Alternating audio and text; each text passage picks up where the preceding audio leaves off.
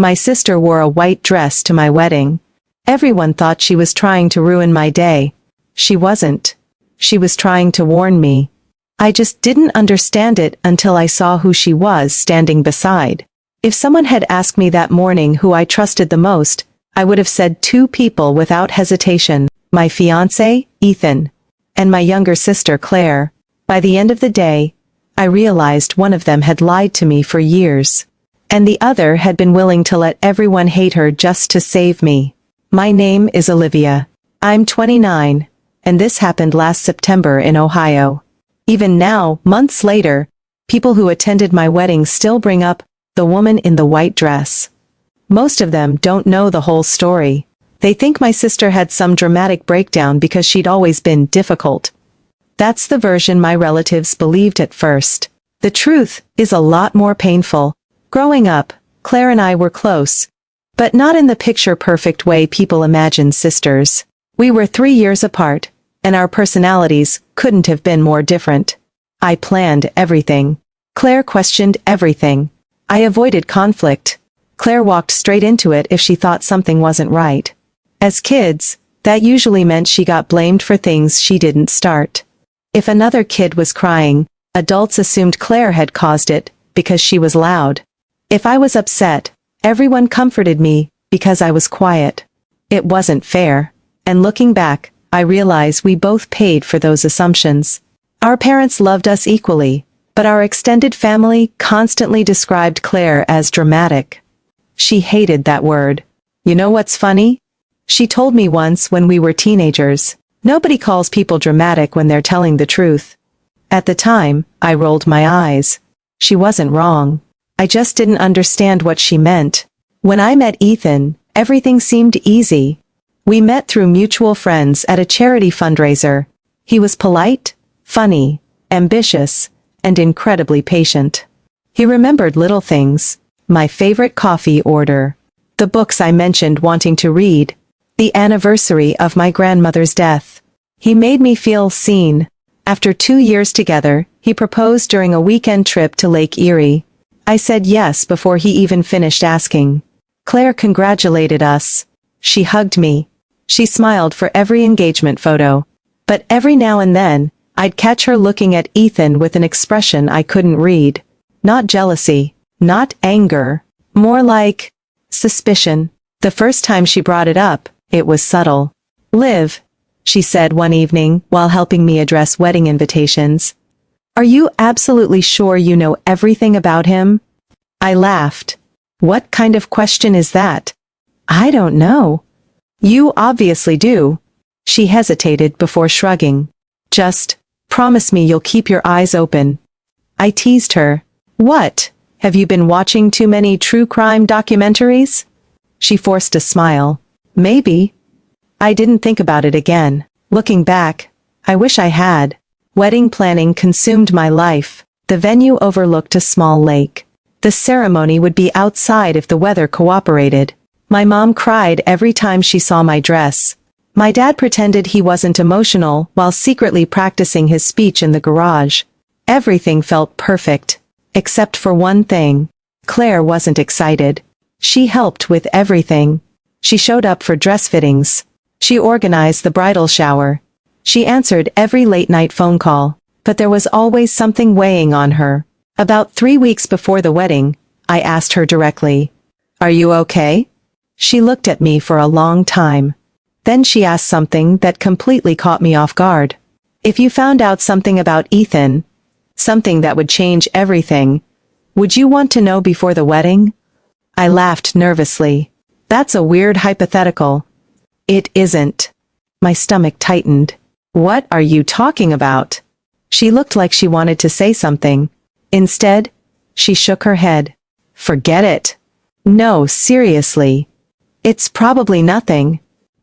"Claire," she sighed, "I don't have proof." "Proof of what?" I said forget it. I was frustrated.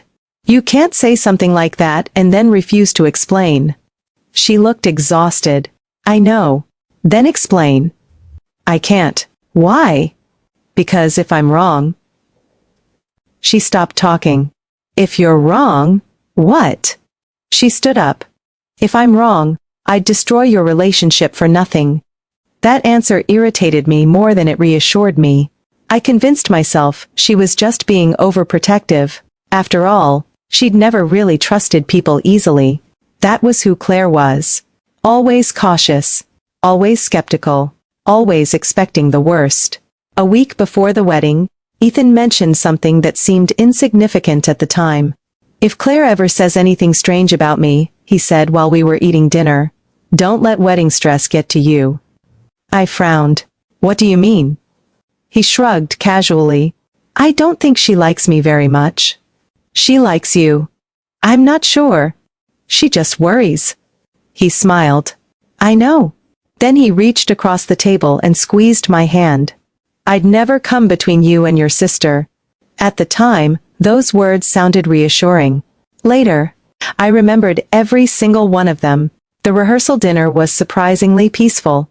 Claire barely spoke. She spent more time checking her phone than talking to anyone. Twice I noticed her stepping outside to answer calls. When she came back in, she looked pale. Everything okay? I asked. She nodded too quickly. Yeah. You sure? Just work. But you took vacation. I know. She smiled weakly. Old habit. I accepted the explanation. I shouldn't have. The next morning, I woke up convinced it would be the happiest day of my life. As my dad and I reached the entrance to the ceremony, the music that had been playing so beautifully suddenly faltered. It wasn't because the musicians had made a mistake. It was because people had stopped paying attention to them. Heads turned toward the back of the venue. Whispers spread through the rows of guests so quickly that I couldn't make out a single sentence.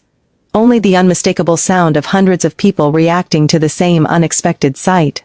I looked up. My heart dropped. Claire had just walked through the entrance wearing a white dress. Not ivory, not cream, not a pale floral pattern that could be mistaken for white. An unmistakably white dress. For a second, I honestly thought I was imagining it. Claire knew better than anyone what that color meant on a wedding day. We'd joked about it while planning the wedding. She'd even laughed about one of those viral videos where a guest showed up in white and nearly started a family feud. She would never. Except she had. The conversations around us became louder. Is that her sister? Why would she wear white? She's trying to steal the attention. My mother's face went completely pale. My father looked as if he couldn't believe what he was seeing.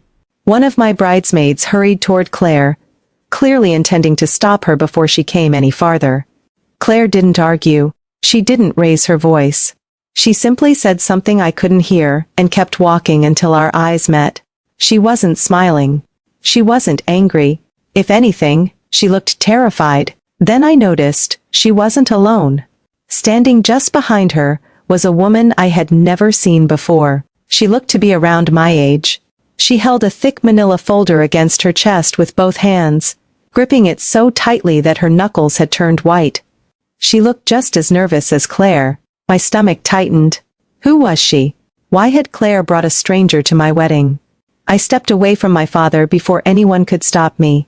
Claire. My voice echoed more loudly than I'd intended. What are you doing? She stopped a few feet away. Liv. No! I pointed at her dress. Explain this. I will. Then do it. Not in front of everyone. I couldn't believe what I was hearing. You show up to my wedding wearing white, and you think this is the time to ask for privacy? A murmur rippled through the guests.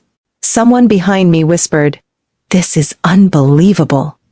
Another voice answered, I always heard they didn't get along. That stung because it wasn't true. Claire and I had argued like sisters do, but I'd never believed she wanted to hurt me.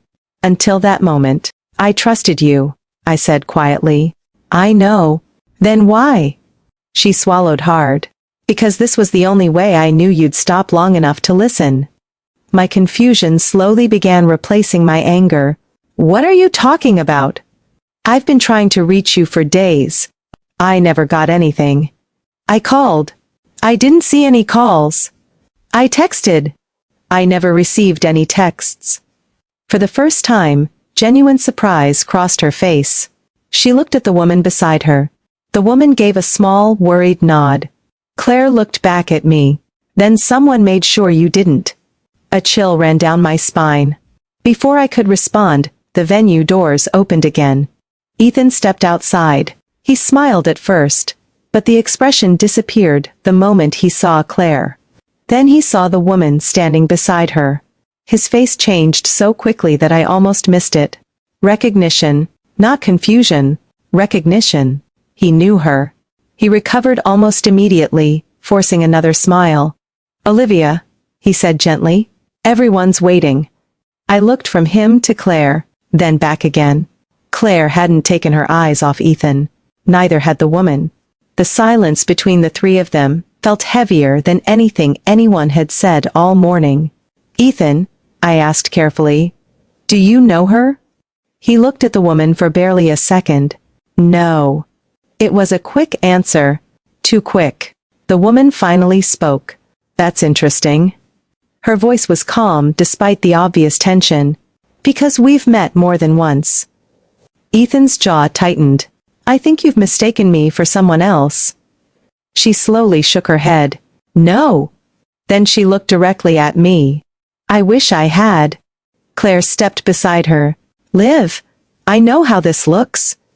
"It looks like you're trying to ruin my wedding." "I know." "Then tell me why." Claire took a slow breath. "I wore white, because I needed you to come to me before you married him." She glanced toward Ethan. "If I'd walked in wearing anything else, you'd have gone straight to the altar." The woman opened the folder in her hands. Inside were several photographs and documents. She carefully removed a single photograph. "I didn't come here to embarrass you," she said. "I came because I couldn't let you promise your life to someone without seeing this first." She held the photograph toward me. I reached for it with shaking hands. The moment I looked down, I realized the man smiling beside the woman wasn't a stranger. It was Ethan.